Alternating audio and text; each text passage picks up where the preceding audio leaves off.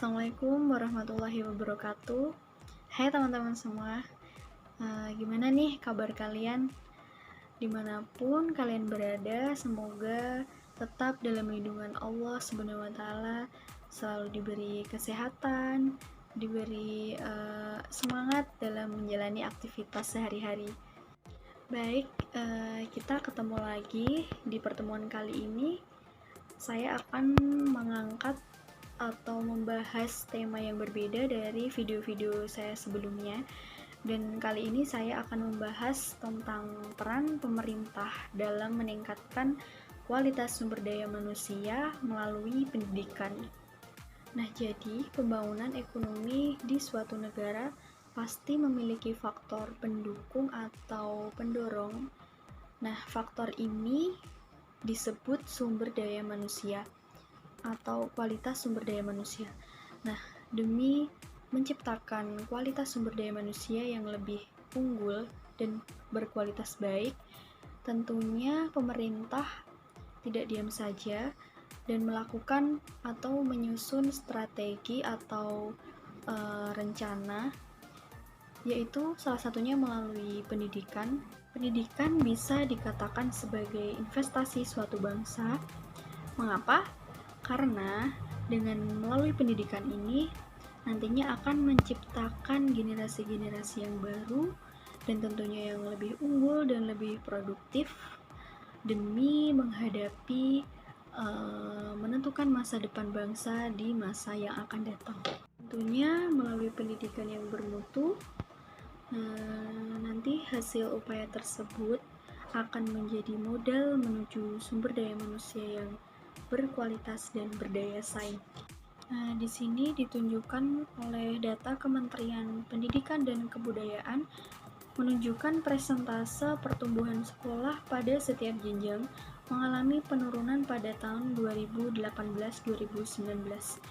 Sedangkan menurut BPS tahun 2019, tingkat pendidikan penduduk di Indonesia umumnya hanya mencapai pendidikan menengah saja.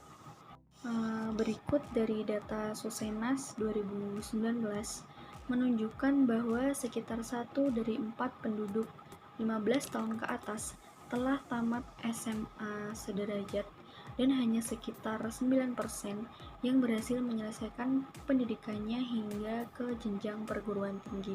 Nah, telah kita ketahui bahwa penduduk yang ada di Indonesia atau masyarakat yang tinggal di Indonesia itu sangat banyak, dan itu merupakan salah satu modal untuk menciptakan generasi yang berkualitas, generasi baru yang berkualitas.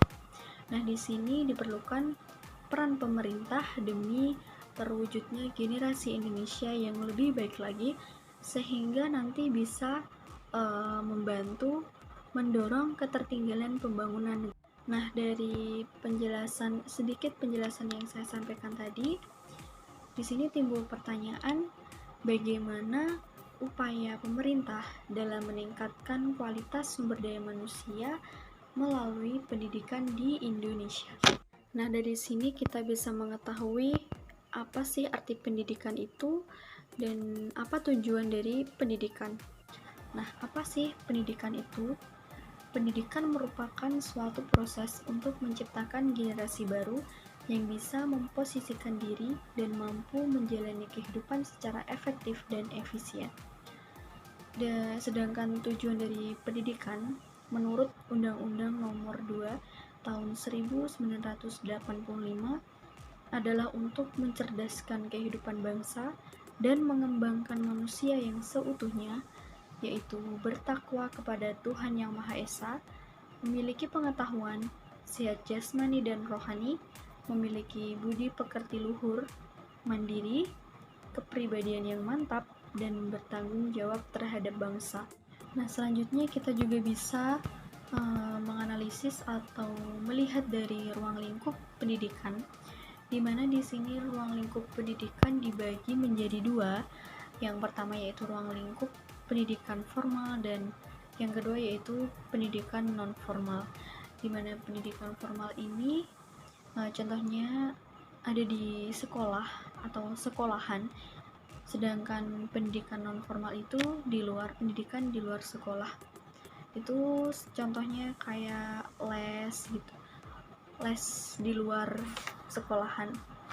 Nah, selanjutnya yaitu pengertian dari sumber daya manusia, di mana sumber daya manusia ini adalah suatu individu yang produktif yang memiliki kreativitas dan bekerja sebagai penggerak di dalam organisasi, baik di suatu perusahaan maupun institusi, dan harus dilatih dan dikembangkan kreativitasnya. Selanjutnya yaitu indikator dari sumber daya manusia. Indikator yang pertama yaitu produktivitas, di mana tingkat produktivitas suatu perusahaan itu bisa menunjukkan kualitas sumber daya manusia yang ada di dalamnya.